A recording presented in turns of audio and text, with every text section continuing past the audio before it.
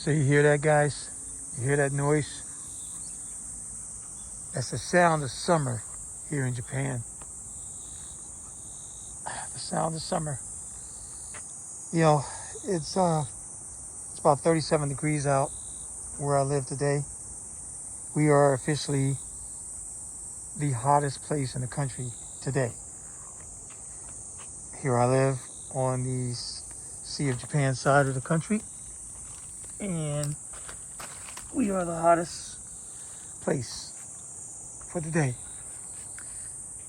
My wife told me that 30 years ago, the average summers were in the 20s, like 24, 25 degrees Celsius, maybe 4 years ago, 30 years ago, when she was a kid. And now, shit, we see a lot of 30-degree days out here in Japan. I'll walk around the back here, man, because I'm on the west side, kind of northwest side of my house, and when that sun's out, it's hot. And the reason why I'm not feeling too burnt up yet, because I was inside this AC. Now I just step outside, and here I am, you know, in this heat. So I can't, you know, I'm like the Ultraman with the little red meter on my center. That thing starts turning red and beeping. That means I gotta get my ass somewhere cool. But if I come here on my back porch and my deck here, I should be okay, because this part of the house is shady this time of day. In fact, we're gonna get a lot more shade. I need to get out here. It needs to cool down a little bit so I can get these weeds out. I gotta get some weed killer to kill all these weeds so I can start laying on a tile. But I still gotta wait for these guys, man, to finish up, because they have to fill all this in, all the top of the walls in. They put the fence down and they're gonna fill that all in. The guy's gonna come on the 23rd when they talk, because the damn sure ain't finished. They gotta get rid of all the stuff that they used. You know, like that little pin sticking out, that kind of shit. And these guys ain't done. So, that's gonna get done. But, guys, I'm up here today to talk to you about something. I just uploaded a video. Thank you. I've noticed some comments on there. Today, the reason why I'm coming out here in this heat, because I want to talk to you guys about this heat. Especially a lot of people visiting Japan. And I want to tell you what the attitude is in Japan now toward foreigners, guys. Yes. Now, you know, I did a video a few months ago about how the American passport... Damn it. Oh, shit. Sorry, guys. I was trying to pull up a weed and they pulled the whole damn side. I didn't want to do that.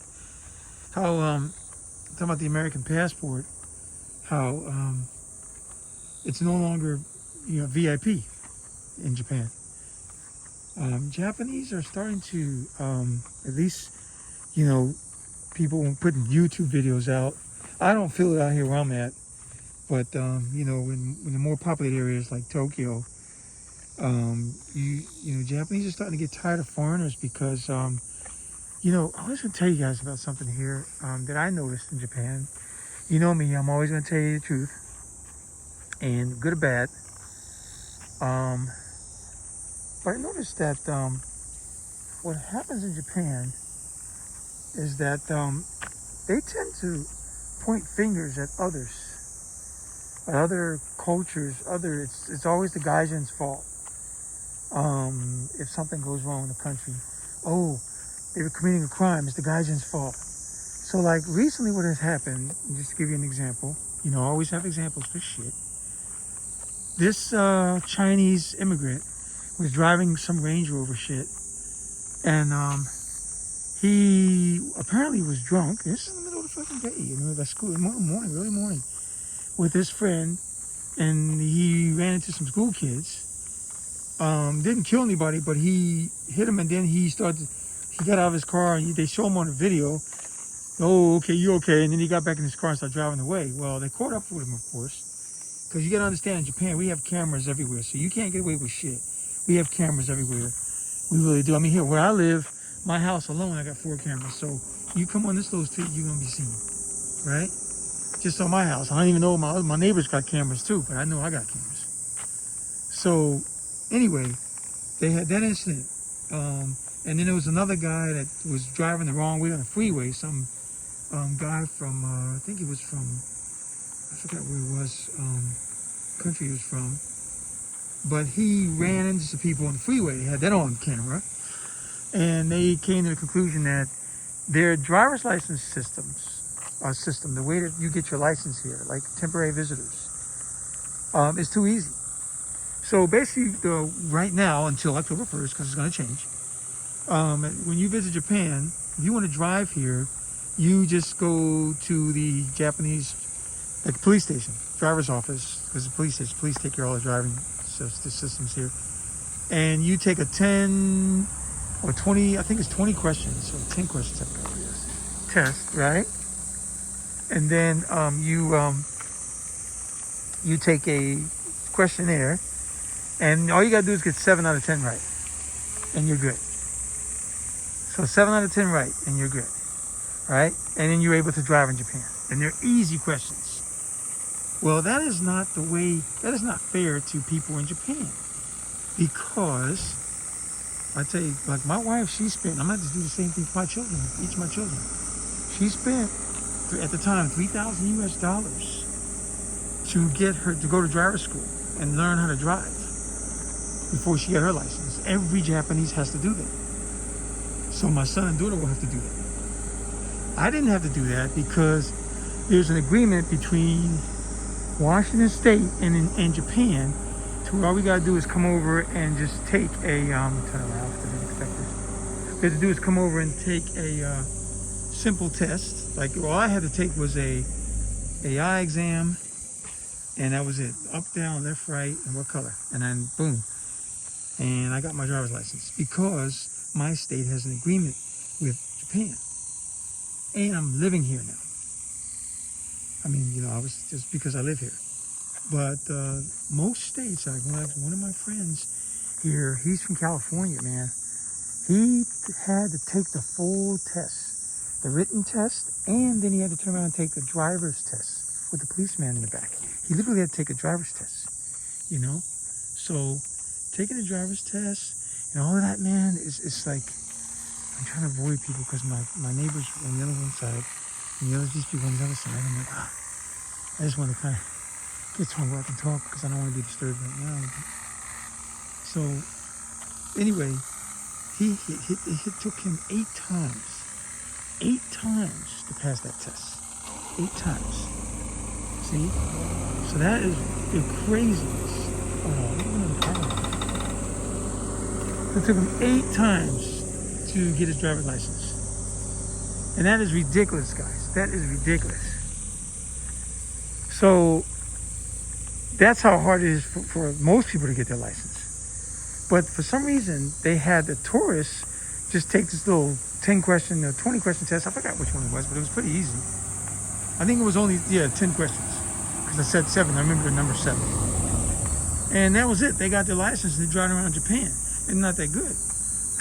Excuse me. There's a lot of accidents that involve a lot of foreigners, especially if they're around Mount Fuji. I seen this thing on the video on YouTube. This bus driver was driving. It was a little foggy rain, but you could still see. And then he was coming around the bend, man. There was cars, and all of a sudden, out of nowhere, this minivan, just darted out straight into him. The guy was from China, and he, you see, here's the sounds of summer, guys. The cicadas are out. They're out. So he had crashed right into the bus driver. You heard the bus driver say, what happened? You know, because he was so shocked because he wasn't expecting that guy to just come out of nowhere and just hit him, right? So that guy and his passengers were seriously injured. So Japanese will see like about maybe 2 or 3 incidents, you know, and all of a sudden it's the foreigner's fault. And granted, there's way more car accidents caused by people living in Japan because people get complacent. It's not like the people can't drive. The reason why you have a lot of accidents, not a lot of accidents, but the reason why accidents happen here is because a lot of the older people are still driving, like 80s, 90 years old even, and they have a tendency to step on the accelerator instead of stepping on the brake when they want to step on the brake. You know? See? So that's what they run into. That's why they have an issue. 70s, 80s, 90s, whatever. You know, they think they're stepping on their brake and they're stepping on the accelerator and they're running into a store or something. So that happens quite a bit. But what I'm trying to say here is anything that a foreigner does gets magnified tenfold. And then you have those Japanese who aren't living well, which a lot of Japanese aren't living well. Foreigners living the bubble economy times as their parents or previous generation lived, and they know that.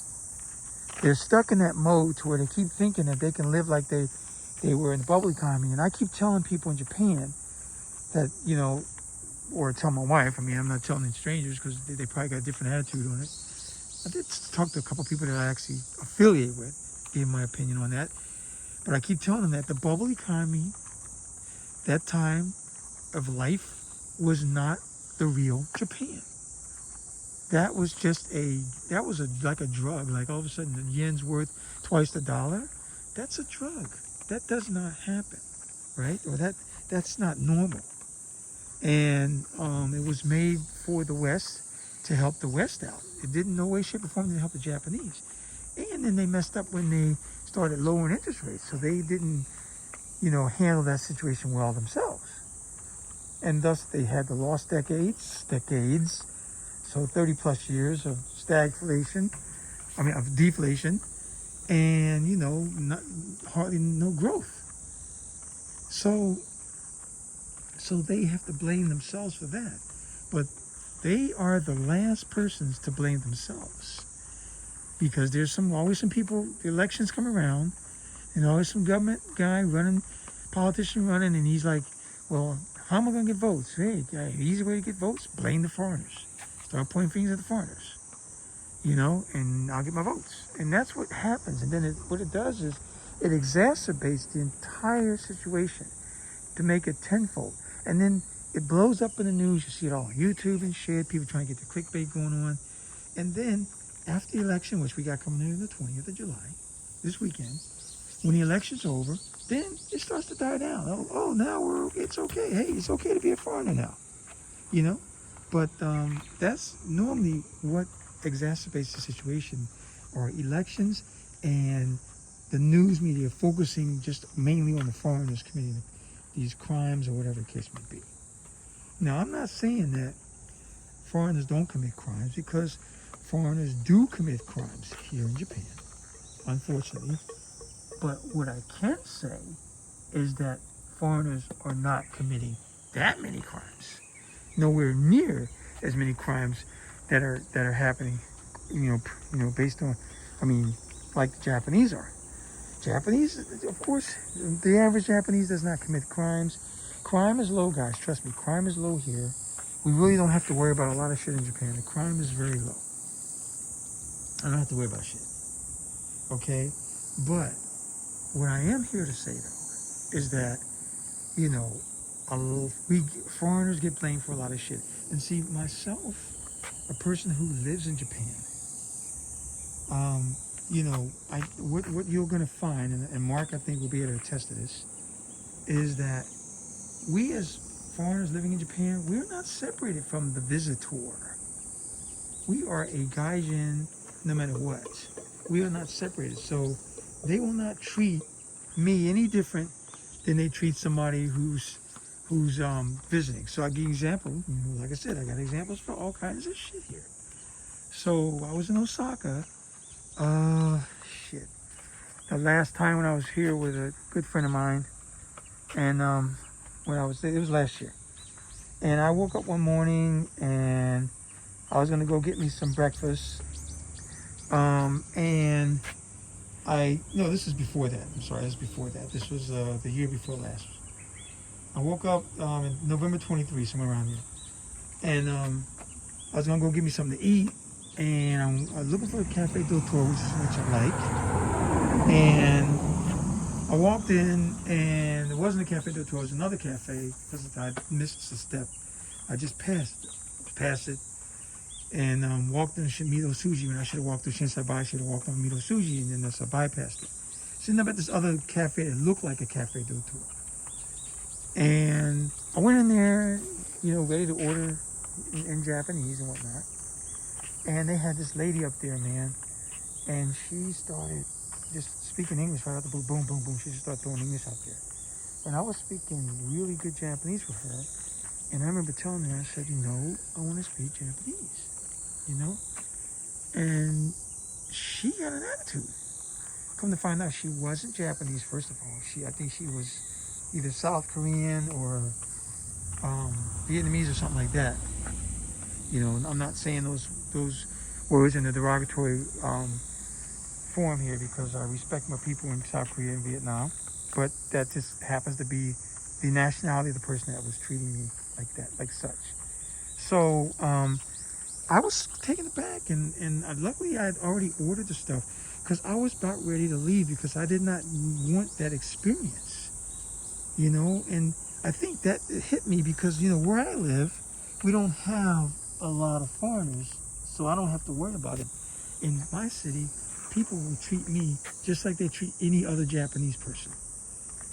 The same way. I get treated the same way as any other person here in Georgia City.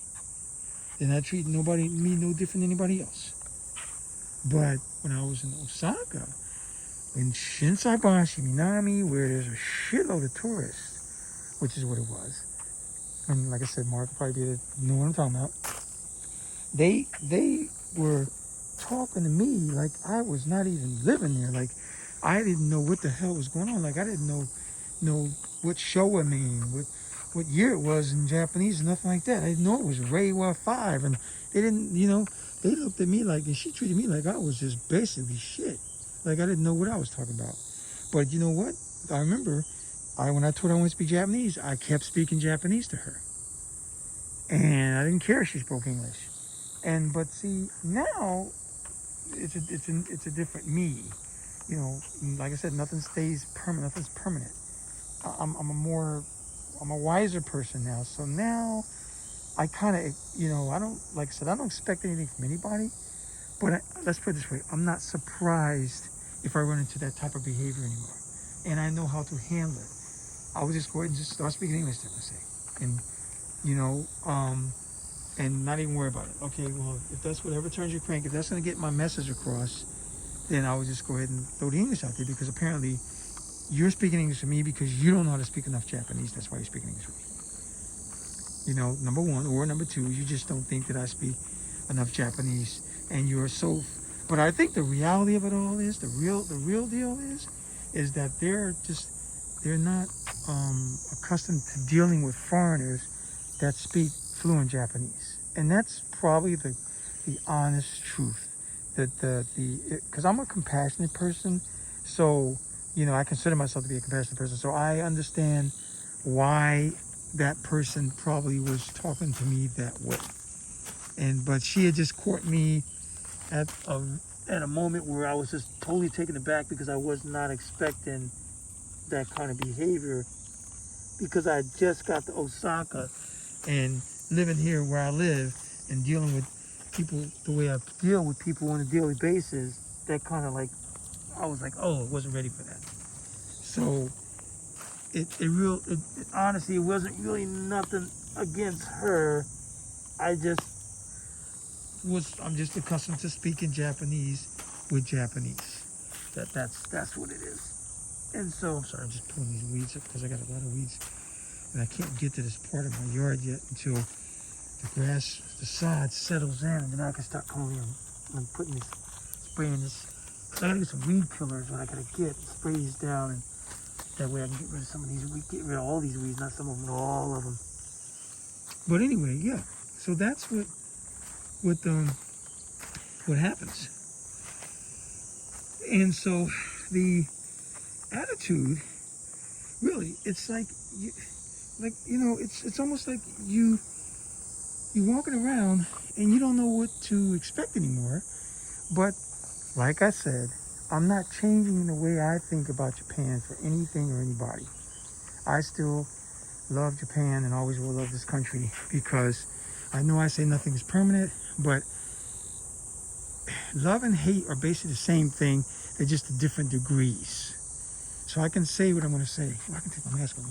I can say what I'm going to say no matter what, because it's true. Love and hate are the same. Just the degrees are different. That's all. They're on the same plane. It's just degrees. There's different degrees. That's all. Of love, different degree of love and hate. So, but like I said, they're out here, and there's people that you won't get that smiley biley look that you think you're going to get when you come to Japan. Now, you did see on a video when I was in Nagano a couple months ago. I was doing it when the video where I had dropped off my my Edukin paperwork, because I just recently applied for my Edukin a couple months ago. It's been over 2 months now, almost 3 months, and it takes about a little bit more than a year is what they're saying to get your approval. Well, some people have gotten it earlier. I got to feel I'm gonna get mine sooner than later, but that's just me. But you've seen how the lady in Nagano treated me, and she was just so enthusiastic. I mean, I keep using that word, enthusiastic. She was so energetic. She was so happy to see me. Yeah, jovial. She was a shop owner, but she was working in the shop, and she saw me walking by videotaping, and she said something. She said hello from inside her shop, which is normally doesn't happen in Japan. You damn sure ain't gonna see that happening up in Tokyo. And I was like, oh, hey. I was kind of taken aback because I wasn't expecting that. And but I thought that was nice of her to reach out to me. And I showed her shop on video and everything like that. So, that is what a lot of you are accustomed to seeing in Japan. That's what a lot of you are accustomed to seeing, or experiencing. But don't be surprised if you get over here and you spend a whole 2 weeks and you never see that. A lot of times you'll be walking around Tokyo and you'll feel like you're in New York, and the only difference is that you don't have the crime that New York has. And that's the reality of it all, guys. Everywhere you go, you think when you go on vacation, you're happy, you're having a good time, and you're thinking the locals just going to accept you with open arms. And that's not how it goes. These people are living their lives, just going about their daily movements of life. You're the one that's on vacation. You're the one that's visiting. They're not. They got to get up and go to work. They got to go get something to eat for their family. They got to take care of their households. They got to do whatever they got to do. They're in their normal mode, so they're not on vacation mode. So that's why a lot of people are like, oh my God, he was on vacation and he died. That's so sad. Well, he would have died anywhere, but he just happened to be on vacation. So, which means that everybody just all of a sudden think when you go on vacation that you drop your guard and everything's gonna be okay and it's gonna be a perfect day. No, that is not the case, guys. That is not the case. People are living their lives here, and truth be told, a lot of people in Japan are not happy with their life. That's why the elections are always a tense time in Japan, because more so than others, because Japanese don't trust their government. The government really hasn't done a goddamn thing for them recently, not recently, but historically. And so, the LDP, when they're running things, they were able to make a lot of good accomplishments.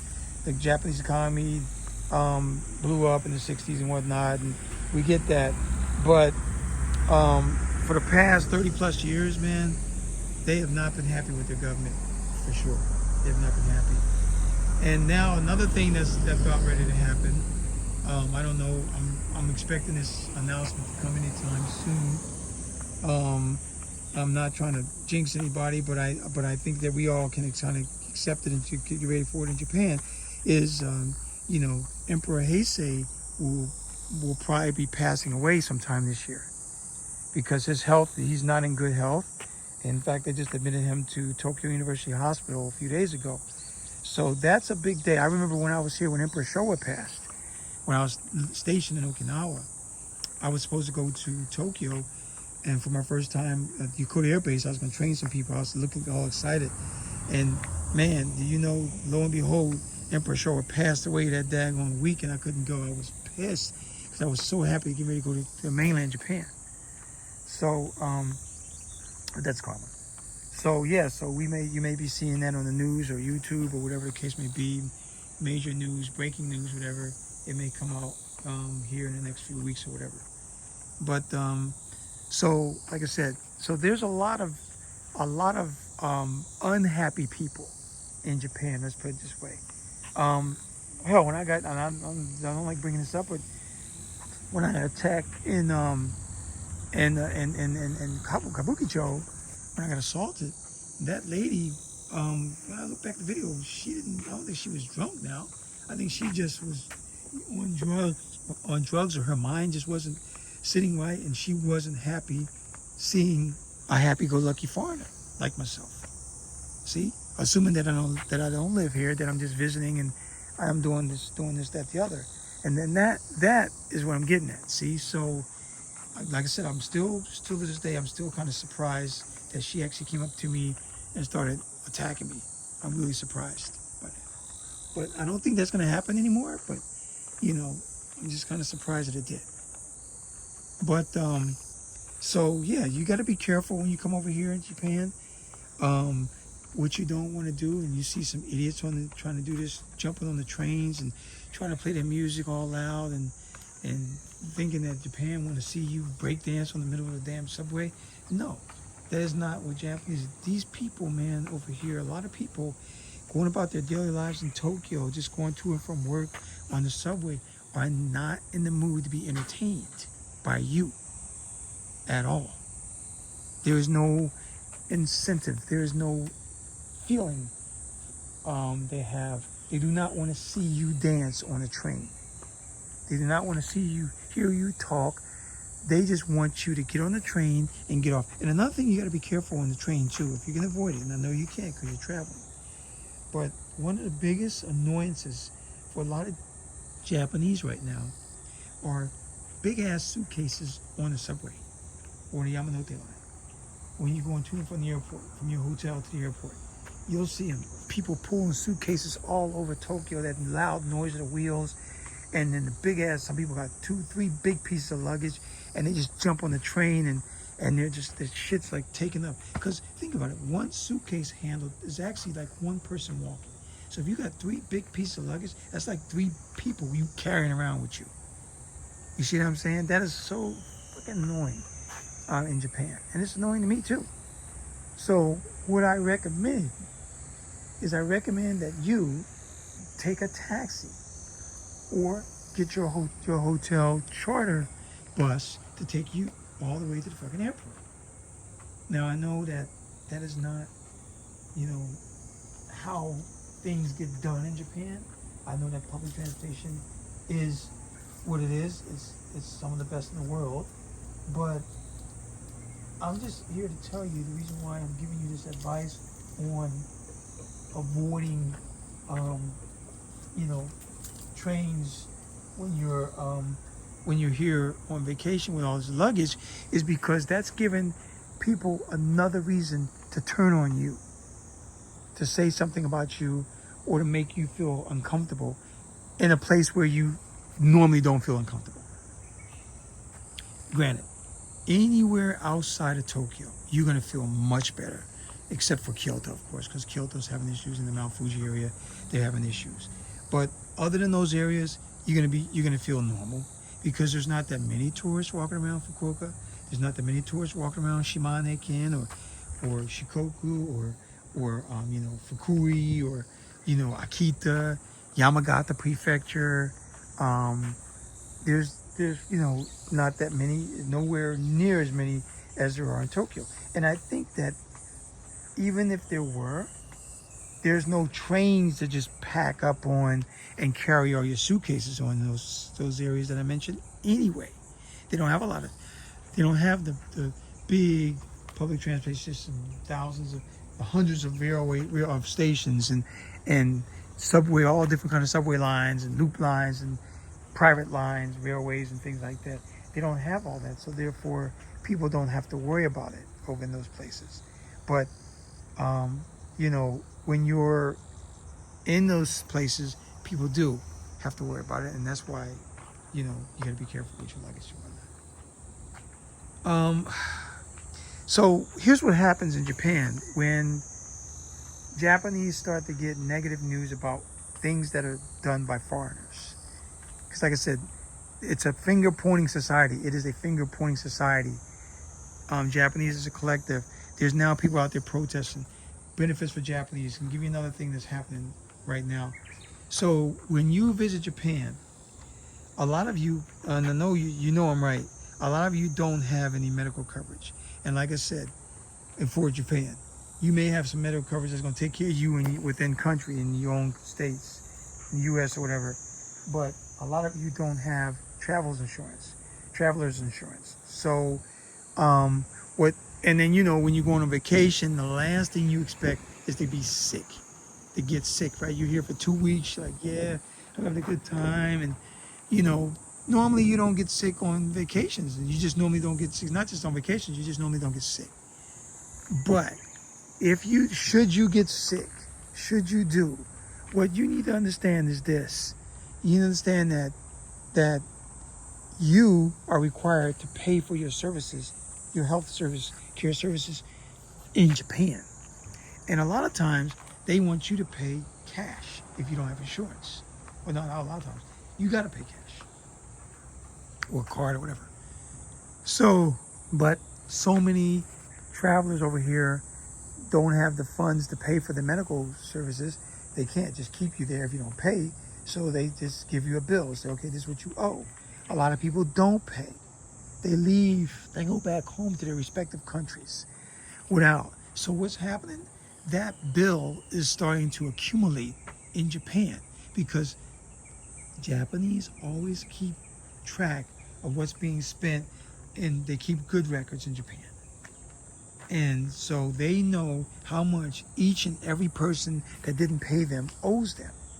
So you may think that you're getting away with it when you go back and you had a $25,000 medical bill in Japan, and you're like, fuck it, I'm done. And you ain't worried about it. And then a few years later, when you get all hot and heavy, you want to come back to Japan and visit, and you get back, guess what's waiting for you at the airport? A $25,000 bill that you got to pay. Otherwise, you're not getting in the country. See? So they are now going to start doing that. And they are also going to make it more difficult for you to get covered if you don't. They're going to make it to where you have to have traveler's insurance when you come to Japan, no matter what. You have to have it. See? So what I'm here to tell you guys is the Japanese government in Japan, unlike, say, the States, where the same shit can happen over and over and over and over again, and they still won't change it. In Japan, if they see something happening that's the people don't like, they ain't gonna wait for it to happen 4,000, 5,000 times. They're like, okay, we're gonna go ahead and make a law. We're gonna go ahead and make everything accountable. So, give you an example. Another example is that what's the word I'm looking for? October 1st, this year, the driver's license system is going to be updated. A tourist can no longer get a driver's license like I just mentioned earlier in this video. So they said that last year, 68,000 people got driver's license that way. Well, now the test is going to go from 10 to 50 questions. And now you're going to go from only needing the 70% to pass. Now you're going to need to pass the test with 90%. A 90% pass. Oh, there you go. My seat just came in. All right. That's what I thought that was. I'm going to go in tomorrow. My seat just came in. Nice. I just ordered. That was my seat, my gaming seat. So, yeah. So that's what's going to happen. So they're going to change that. They're always looking at things to change if they can make things better for their people, even though the people still aren't happy with the government. But if they see that there's a lot of complaints going on with involving foreigners, those are usually the first things to change because they're the easiest things to change, and people get votes that way. See, so basically, they will use a foreigner as a scapegoat in Japan all day long to make changes. I myself, even though I live in Japan and I'm raising a family and I pay a crap load of taxes here, as you've seen in my last video. You don't know the amount, but it's not cheap. I pay a lot. So I do my due diligence and I contribute to this beautiful place I live in. But should I step my ass out of line even one bit, then do something that's crazy, or like if I get in a bar fight or a fight on the street, or if that lady had attacked me in Fukicho and I broke her nose, then guess what? Now I'm a dangerous foreigner and I'm the unsafe guy. And now everybody's going to be looking at me like I'm creating a lot of crime, even though the crime was created on me. So, as a foreigner here in Japan, whether you live here or whether you're visiting here, you must never feel like you can get away with anything. Never. The beautiful thing about being in Japan, and I think too, is that you must always pay attention to the law. You must always obey the law in our country. Yes, I love that about Japan. You must always obey the law here. These laws are put into place to protect people, to protect the citizen, to keep allowing the 12-year-old girl to be like the picture I took. And you didn't see it, but I put it on one of my pages, to where the 10, 12-year-old girl can walk down the street in the middle of Tokyo at night by herself to go to a convenience store, get something to drink for her house with nobody bothering her. Those laws are put into place to protect people, to protect the citizens of Japan. And what the Japanese are starting to get tired of is they're starting to get tired of foreigners coming here and taking advantage of our system. And not just taking advantage, but using our system without paying for it. That's what I want to say. And that's where I come into with. It's so hard for a Japanese to get a driver's license, but yet some idiot can get off a plane and just take a 10-question test, and bam, now they got a driver's license, and they can't drive from Adam. And basically what I'm trying to say is this. Not everybody that comes over here that visits Japan, they can drive if they're going to get in the car. Nobody's stupid. They know that if they have a driver's license in their own country, they pretty much can drive. But the problem is that when they're accustomed to driving on the opposite side of the street, because we drive here on the left side, and our handle's on the right side of our cars. Where a lot of countries, the handle's on the right side, the left side, and they drive on the opposite side. So I can honestly say, knock on wood, that all the time I've been living in Japan before and going back and forth to the States on vacation and back and forth, I've never made a mistake. I never got crossed on switching over. I never had a problem switching over. Never. So, but, like I said, a lot of tourists will have that problem, and then they will get themselves in an accident. Be it a fender bender, or be it something serious like that guy crashed up there in Mount Fuji. So all I'm trying to say is that you have to pay attention. You have to be aware of what's going on here in Japan. Before you get on the plane, before you buy your tickets, make sure that you will be able to deal with what you can deal with here. And then the last thing before I shut this down, it is extremely hot in Japan in the summertime. I highly recommend you not come to Japan this summer. I know you got your summer hounds out there, and they want to be on the beach, and they want to be on the beach and see the girls. And you're going to be on the beach and see the girls, you'll be burning your ass up. And if you really want to go to a beach, then go to Okinawa and hang out. At least you got the breezes down there to cool your ass off, and you can get in the water all day long. But I do not recommend you come to Japan in the summer, because it is extremely hot. Now, Sapporo, the Hokkaido area is cooler, but they're still experiencing some heat waves too. So you gotta really be careful. It is just not a healthy place to be weather-wise, and a lot of people are suffering from heat stroke, or have suffered heat stroke here. So I just want to point that out, all right? So this is just something I wanted to get up here and say, let you know that the environment, I don't know what I'm gonna call this video, but the Japanese are getting fed up with the way foreigners are taking advantage of our country without paying for their services. And one more thing that my wife just told me about the other day. Please do not bring your culture over here. They actually now they're starting to tell people that they need a tip. Well, you don't need a tip, but there's an app out now, a tipping app now. Because foreigners say, I love the service so much, I should tip. No, you idiots. Don't tip anybody over here. You don't have to. This is Japan. This is not your country. This is Japan. We don't tip in Japan, because that is an insult. We do not tip here. We do not want to start a tipping system here in Japan, because I love going to a restaurant, not having to spend much, and not having to tip anybody, and getting a better service than I did in the West. All right? So I just want you to know that. Stop trying to change Japan. Japan does not want to be like you. I don't want Japan to be like you. I didn't move to Japan to be like the West. No. I love Japan for Japan. All right? So this is BSP Japan. Thanks for watching my videos. Thank you for subscribing.